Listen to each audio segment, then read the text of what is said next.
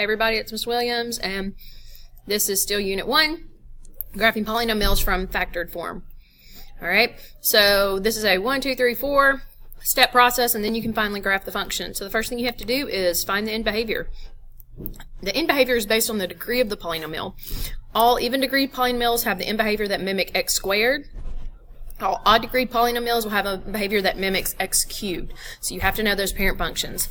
The end behavior will also be based off the fact that if there is a negative in the front of the leading coefficient. There are only 4 possible end behaviors. So, starting in the top left-hand corner, even degrees. If it has a positive leading coefficient, then both sides are going up. This looks like just like the x squared, parent function of our x squared, the quadratic, the parabola.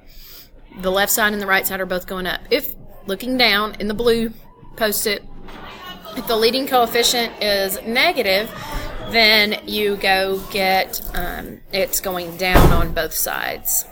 Okay, so as x goes towards infinity and as x goes towards negative infinity, both the function is going down, so it's negative infinity on both of those. The next type of end behavior would be if it's an odd degree polynomial.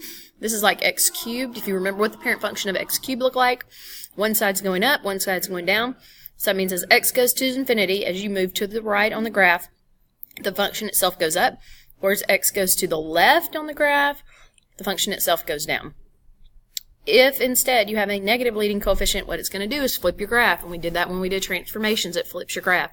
So it's going to make the right side go down and the left side go up. Okay? So here's some examples. What if I gave you the factored form f of x equals x plus 2 and x minus 3?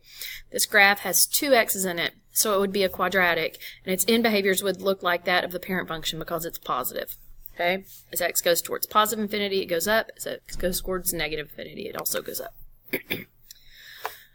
This function actually has a total of 3 total x's.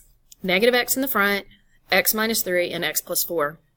Because of the negative in the front, it's going to actually flip the function. So it's going to make the right side go down and the left side go up.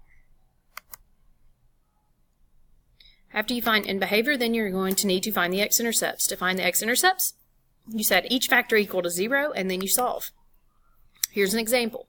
F of x equals x, x minus 4, x plus 3. It's already factored, so you set each of the factors equal to 0, x equals 0, 0 equals x minus 4, and 0 equals x plus 3.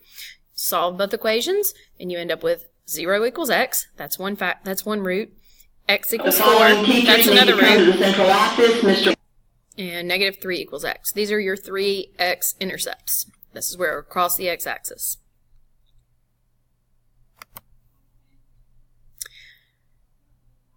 Another new concept for us is multiplicity. Multiplicity is how often a root appears in the function.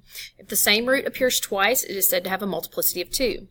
So what does this mean graphically? If it has a multiplicity of 1, then the function will go through the x-axis at that point.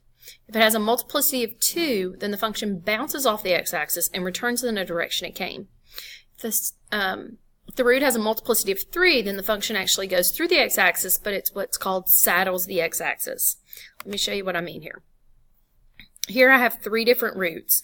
I have the root of negative 3, and negative 3 has a multiplicity of 2 because it bounces and goes back above the x-axis. There's a root at 0 because when the graph, the function itself goes through the x-axis, straight through 0 without changing the rate of change, sort of. It goes straight through. Then we have a root at 4, and as you can see, this at 4 is different than where it goes through at 0. It still goes through the x-axis, but it what's called saddles it. It kind of rides the x-axis just a little while. It looks like it's riding it, but it's really not. Okay, so it saddles onto the x-axis at 4. Therefore, I know it has a multiplicity of at least 3. So, what if I gave you this? Y equals x plus 6 times x minus 7 squared. Well, all I have to do is set each term equal to 0. So I would get x plus 6 equals 0, so then x would equal negative 6. And it has a multiplicity of 1 because there's a 1 as an exponent here. It would go through the x-axis.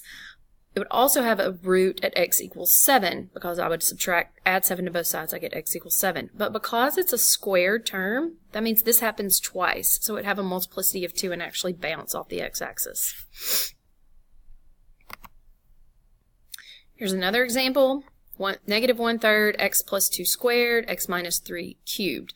Well, the negative 1/3 doesn't affect my roots any. X plus 2 would give me x equals negative 2 with a multiplicity of 2, so it would bounce. And x minus 3 would give me a root of x equals 3 with a multiplicity of 3. That means it's going to go through the x-axis, but it's going to actually saddle the x-axis. The last thing you have to do is find the y-intercept. To find the y-intercept, you put a 0 in everywhere you see an x, and then solve for y.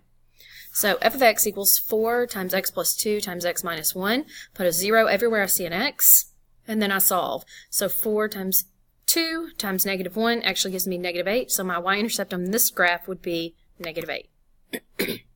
Finally, after you do those 4 things, then you can graph the function. Now that you know end behavior, y-intercept, and the multiplicity of each root, and the y-intercept, you can sketch the graph of the function. Oops, spelled that wrong.